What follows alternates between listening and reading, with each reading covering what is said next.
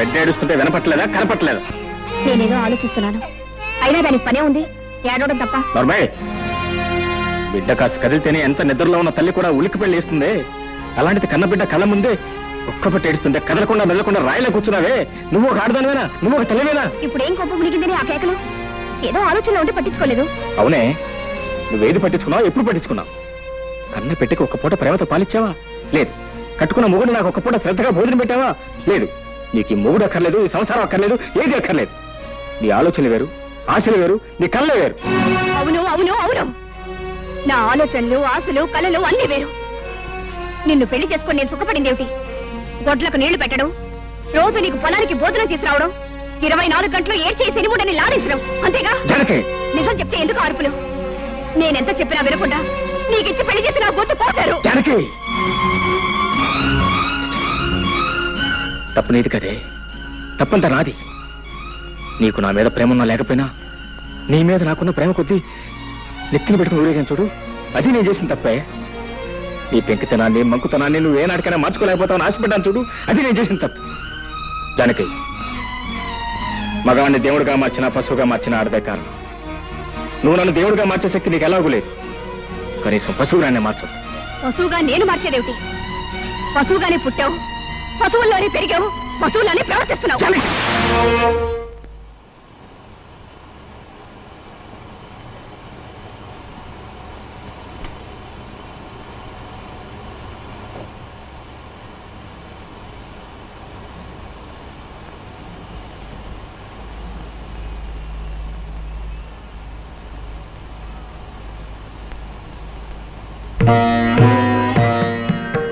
మనసులో ముడిపడకపోయిన తర్వాత నీ మెళ్ళో వేలాడుతున్న పసుపు తాడుకు 3 ముళ్ళున్నా ఒకటే, 30 ముళ్ళున్నా ఒకటే.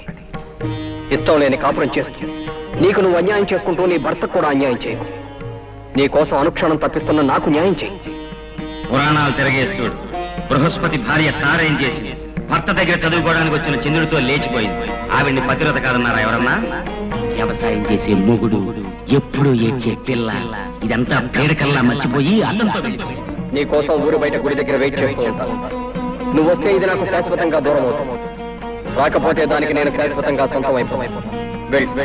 బాగా ఆలోచించి నిర్ణయించు, బాగా ఆలోచించి నిర్ణయించు, బాగా ఆలోచించి నిర్ణయించు. నా కోసం వచ్చే, నా కోసం వచ్చే,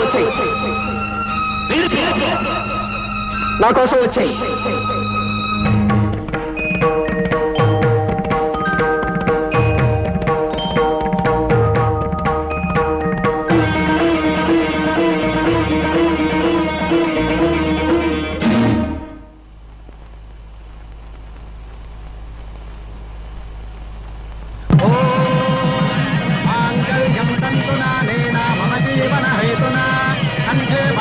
శుభగే త్వందేవ శరదాం శతం సర్వమంగళమాంగళ్యే శివే సర్వార్థసాధకే శరణ్యే త్ర్యంబకే దేవే నారాయణి నమోస్తుతే.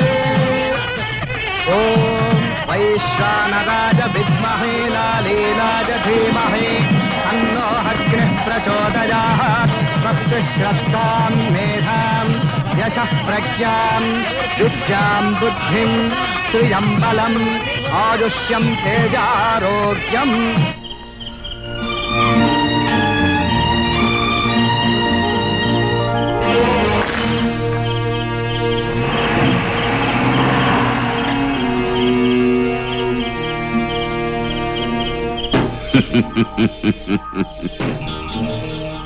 నరసింహం, నీ కూతురు నాకిచ్చి పెళ్లి చేయరా అంటే నా కూతురు జాతిరత్నము, నువ్వు గులకరాయివే నన్ను హేళన చేస్తావా? అది కూడా నీ జాతిరత్నం ఇంకోటితో లేచిపోతోంది. తెల్లారెచ్చరికి తెలుస్తుంది నీ కూతురు జాతి రత్నమో అసలు జాతి లేని రాయో. సర్వే జన సుఖినో భవంతు, సుఖినో భవంతు.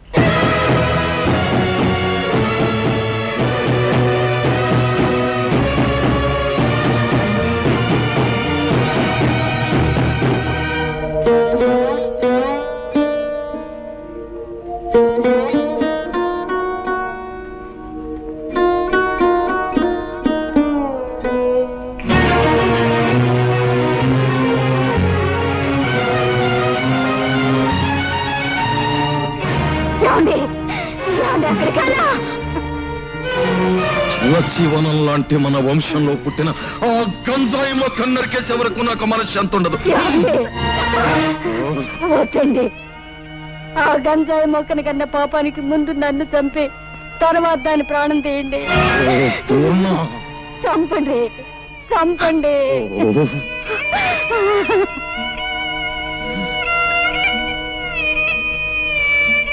మీరు దేవుళ్ళ, మీకు రోజు మేము పూజలు పునస్కారాలు, ఆకలితో ఉన్నవాడికి అన్నం పెట్టి, అవసరాల్లో ఉన్న వాళ్ళని ఆదుకుని, కష్టాలలో ఉన్న వాళ్ళ కన్నీళ్లు తుడిస్తే మీరు ప్రసన్నులై మీ చల్లని దీవెనలు నాకు అందజేస్తారనే నమ్మకంతో బ్రతుకుతున్న మనిషిని నేను.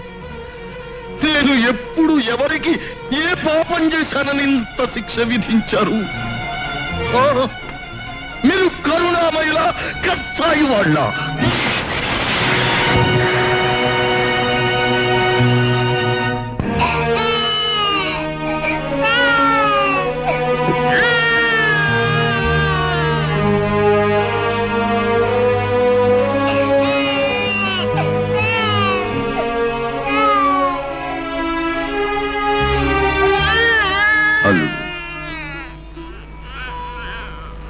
అలా నిన్ను పిలిచే అర్హత నాకు లేదేమో. అలవాటైన పిలుపు మరోలా పిలవడానికి నాకు మనస్సు రాక. అల్లుడు, నేనంటే నీ కోపంగా లేదు. మీరేం చేశారని నాకు మీ మీద కోపం? ఎందుకు చేయలేదు బాబు. అలాంటి నీచురాల్ని కానీ పాపమే చేశాను. దాన్ని నీలాంటి యోగ్యుడికిచ్చి పెళ్లి చేసి మహాపాపం చేశాను. ఇంతకన్నా ఏం చెయ్యాలి? అల్లుడు, ఇవే చేతులతో నీ కాళ్ళు కడిగి కన్యాదానం చేసి ఈవేళ నిన్ను నలుగురిలోనూ నవ్వుల పాలు చేసి నీ జీవితాన్ని నాశనం చేశాను. ఇవే చేతులతో అది ఎక్కడున్నా వెతికి పట్టుకుని ఊరి నడిబొడ్డులో నిలబెట్టి ఒక్క ముక్కలుగా నరికి ఆ రక్తంతో మళ్ళీ నీ కాళ్ళు కడిగి నా పాపాన్ని కడిగేసుకుంటాను. అప్పుడైనా నన్ను క్షమిస్తావా? క్షమిస్తావా అల్లుడు? మావయ్య, మనిషిని చంపినంత మాత్రాన పోయిన పరువు తిరిగి వస్తుందా? జానకిని ముక్కలు చేసినంత మాత్రాన ముక్కలు ముక్కలైపోయిన మన ప్రతిష్ట మళ్ళీ వస్తుందా? మనల్ని కాదని వెళ్ళిపోయిన వాళ్ళ గురించి ఆలోచించటం, ఆవేశపడటం అనవసరం మావయ్య. మనం చేయగలిగింది ఒక్కటే, ఆమెను మర్చిపోవటం.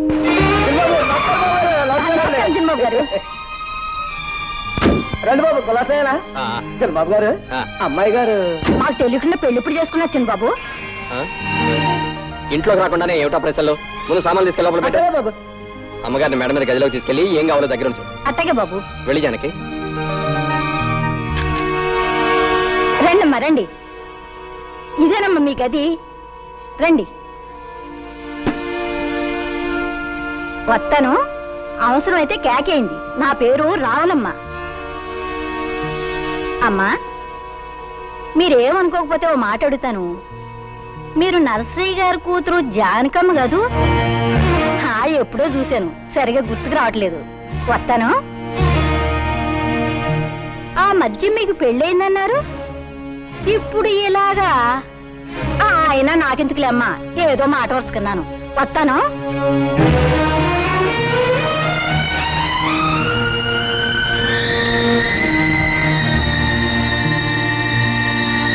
అయితే ఎంతగా అమ్మాయి ఎవరంట?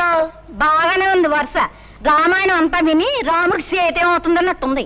అది కాదే, నరసింహయ్య గారు పెద్దమ్మాయి అంటున్నా, అరే మేనల్లుడికి ఇచ్చి పెళ్లి చేశారంటున్నా, పిల్ల కూడా పుట్టిందంటున్నా. మరి చిన్నబాబు గారు కూడా వచ్చేయడం ఏంటే? ఎందుకలా వచ్చేసింది? ఎందుకు వచ్చేయడం ఏంటి? పరాయి మగాడితో పెళ్ళైనాడది ఎందుకు వచ్చేస్తుంది? పళ్ళు కొవ్వెక్కి చిన్నబాబు గారితో లేచొచ్చేసింది.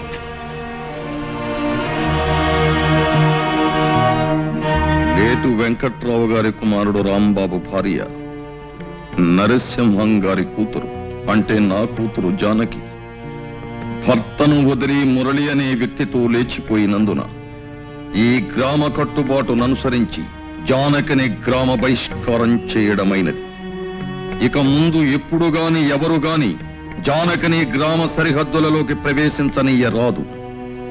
అంతేకాదు, జానకి రాంబాబుల మధ్య వైవాహిక బంధాన్ని రద్దు చేస్తూ రాంబాబు ఇష్టం వచ్చిన పిల్లను వివాహం చేసుకునే అధికారాన్ని ఇస్తూ ఇక్కడి పెద్దలందరూ తీర్మానం చెయ్యడమైనది.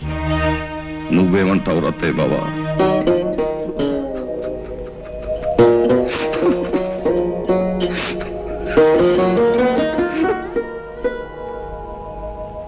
గురుగారు నాకు చిన్న అనుమానం. అవకాశం ఇచ్చాను, అడుక్కో. జాతిరత్నం అంటే ఏమిటి గురుగారు? జాతిరత్నం అంటే కట్టుకున్న మొగుణ్ణి వదిలేసి పరాయి మొగాడితో లేచిపోయే కుల స్త్రీ. ఆవేశానికి ఇది సమయం కాదు. నా మాట పెట్టు.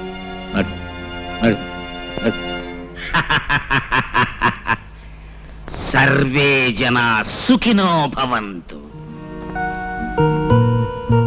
జానకి, అటు వెళ్తున్నావు ఎక్కడికి? మన కోసం ప్రత్యేకంగా ఏర్పాటు చేసిన పడగది ఇది కదా? నేను ఈ గదిలో పడుకుంటాను.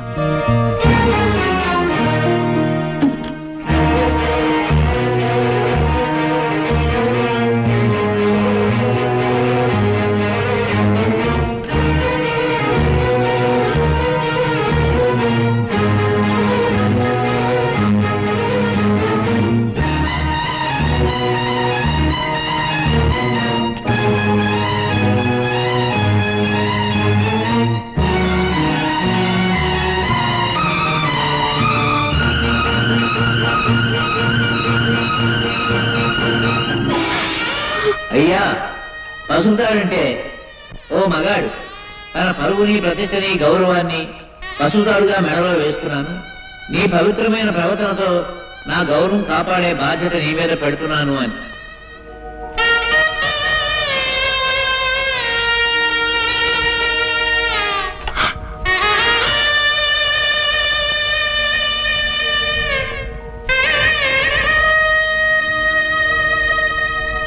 యజమానస్య కుమార్యాః పైడిపాల గోత్రాయాః జానకమ్మదాయాః. సింహం, ఏమిట్రా ఇదంతా? నీకేమైనా పిచ్చి పట్టిందా? పదరా పోదాం. పంతులు, నాకు కదురా పిచ్చి, మీ అందరికీ పిచ్చి పట్టిందిరా. నా కూతురు నేటితో చచ్చిందంతో సమానం. కన్న తండ్రిగా నేను తర్పణాలు వదులుతున్నాను అంటే నాకు పిచ్చి అంటారేమిటి? పంతులు, చదవండి మంత్రాలు.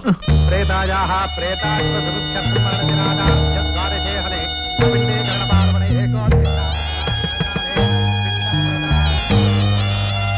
పిండస్యోపరి శిలోదకన్నమః. కాయేన వాచా మనసేంద్రియైర్వా బుద్ధ్యాత్మనా వా ప్రకృతే స్వభావాత్ కరోమి యజ్జత్ సకలం పరస్మై శ్రీమన్నారాయణాయేతి సమర్పయామి. సర్వం శ్రీకృష్ణార్పణమస్తు.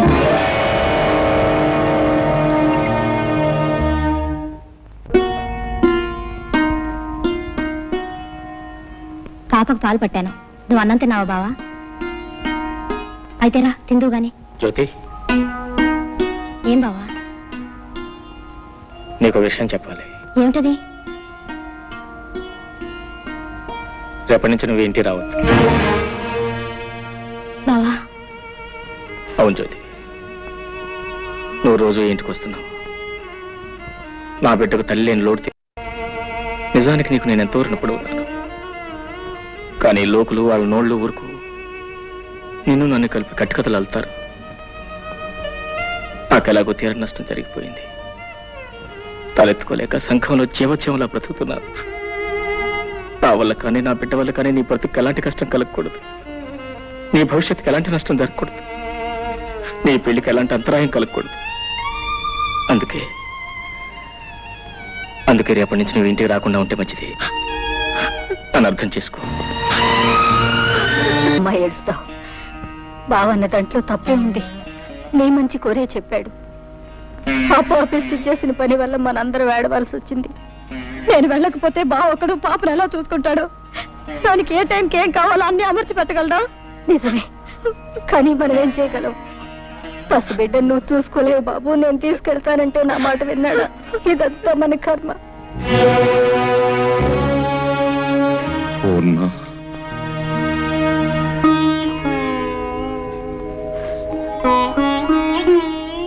ఈ విషయంలో మనం చేసేది లేదంటావా?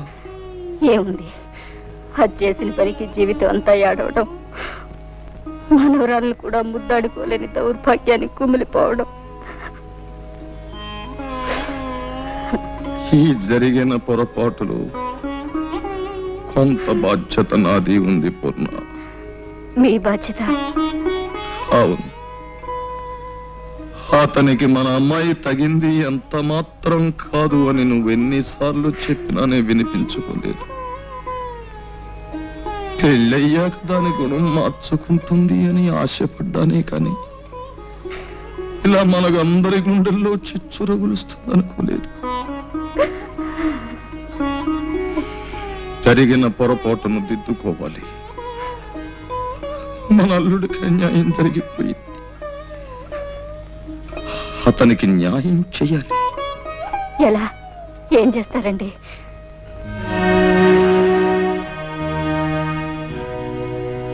అతనికి మన జ్యోతినిచ్చి పెళ్లి చెయ్యాలి. ఏమిటి మావయ్య ఉన్నది? నాకు మళ్ళీ పెళ్ళే? వద్దు మావయ్య, నాకు అలాంటి ఆలోచన లేదు. నాతో కలిసి 7 అడుగులు వేసిన మనిషి, నాతోనే జీవితాంతం గడుపుతాన్న మనిషి మధ్యలోనే మాట తప్పి వెళ్ళిపోయిన తర్వాత మళ్ళీ ఇంకో బంధం ఎందుకు మావయ్య? ఎలాగో ఒంటరి వాడిని అయిపోయాను. ఈ జీవితం లాగే ఒంటరిగానే గడిచిపోయి నా జీవితం ఆరిపోయిన దీపం లాంటిది.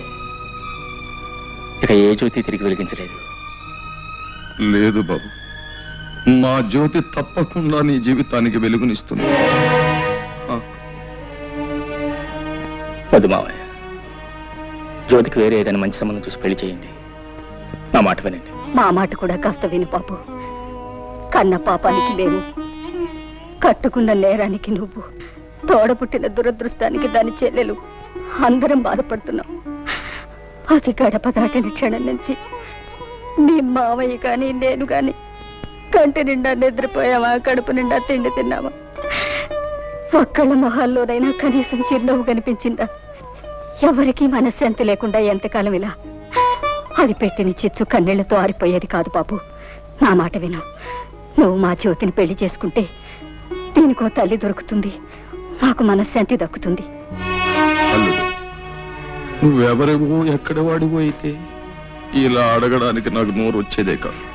కానీ మేనల్లుడుగా రక్త సంబంధం ఉన్న మనిషిగా అడుగుతున్నాను. కాదను. మావయ్య, నువ్వు చిన్నవాడివి, ప్రార్థించకూడదు. నేను పెద్దవాడిని, ప్రాధేయపడకూడదు. కానీ ఇప్పుడు ఆ రెండు చేస్తున్నాను. ఇవి చేతులు కావలుడు. మావయ్య, అలాగే మీ ఇష్టం వచ్చినట్టు కానివ్వండి.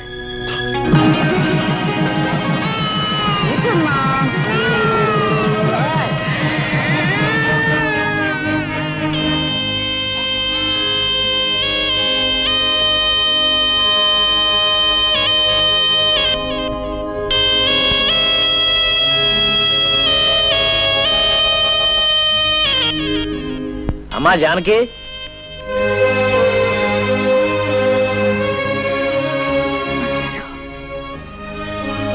ఏమ్మా కులాసయ్యనా?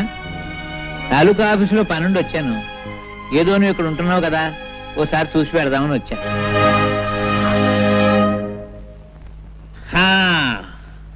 అబ్బో, ఇల్లు చాలా బాగుందమ్మా. చాలా పెద్ద ఇల్లు. ఈ సోఫాలు, కుర్చీలు, టేబుల్స్, లైట్స్ చాలా ఖరీదుంటాయనుకుంటాను. చాలా సంతోషం తల్లి. మీ నాన్న ఏడుస్తూ అన్నాడు, ఒరే పంతులు, పెద్దది ఎలా చేసింది ఏంట్రా అన్నాడు. నేనన్నాను, ఊరుకోరా పిచ్చోడా, అదేం తెలివి తక్కువది కాదు, ఏదో గొప్పతనం లేదే ఇంత పని చేస్తుందా అని నేనన్నాను. నేను అన్నది కరెక్టేనమ్మో, లేకపోతే ఆ పేదరాంబాబు నీకు ఇవన్నీ ఎక్కడ తెచ్చిపెట్టగలడు? అమ్మా అతను అదే ఇంతకీ అతను ఏమన్నాడు జానకమ్మ తల్లి? భర్త అనడానికి కుదరదు, ఎందుకంటే అతను నీ మెళ్ళలో తాడి కట్టలేదు కనుక. పోనీ నేను అతని భార్య అందామా? అది కుదరదు. ఏమనాలబ్బా? ఏమిటో ఏమనాలు యథోపరికి తోచావడం లేదు. పాఠాలంటే చెప్తాను గాని భాష గురించి అంతగా తెలియదమ్మా. పోనీ ఏమనాలో నువ్వు? అదేమిటమ్మా? అదేమిటి ఎడుతున్నావా? Silence silence silence. నువ్వేదో ఆనందంగా సుఖంగా ఉన్నావేమో చూసి పెడదామని నేను వస్తే ఏడుస్తావేమిటమ్మా? సైలెన్స్ సైలెన్స్ అమ్మా, ఏడవకూడదు. మాస్టారు, ఊరుకో, ఊరుకో, ఊరుకో. నేను తప్పు చేశాను మాస్టారు, తప్పు చేశాను. చచ్చా, ఏడవకమ్మా. చేసిన తర్వాత తప్పని తెలిస్తే ప్రయోజనం లేదమ్మా. చూడమ్మా, నీకు గుర్తుందో లేదో, నీ చిన్నప్పుడు చదువుకునేటప్పుడు వేమన శతకంలో ఓ పద్యం, కులములోన ఒక్క గుణవంతుడుండిన కులము వెలయు వాని గుణము చేత. ఆ పద్యం నువ్వు తప్పు చదివితే నిన్ను నేను బెత్తంతో కొట్టాను. మరుసటి రోజు కరెక్ట్గా అప్పచెప్పావు. కానీ నీవు ఇప్పుడు పెద్దదానివి, బెత్తంతో మందలించవలసిన వయసు కాదు నీది. సరిదిద్దడానికి వీలున్న తప్పు కాదు నువ్వు చేసింది. అది పద్యం, ఇంకోసారి చదివితే వస్తుంది. కానీ ఇది జీవితం. ఇంకో జన్మ ఎత్తితే గాని చేసిన పొరపాటు సరిదిద్దబడదమ్మా. ఈ జన్మకింతే. సైలెన్స్ సైలెన్స్ అమ్మా.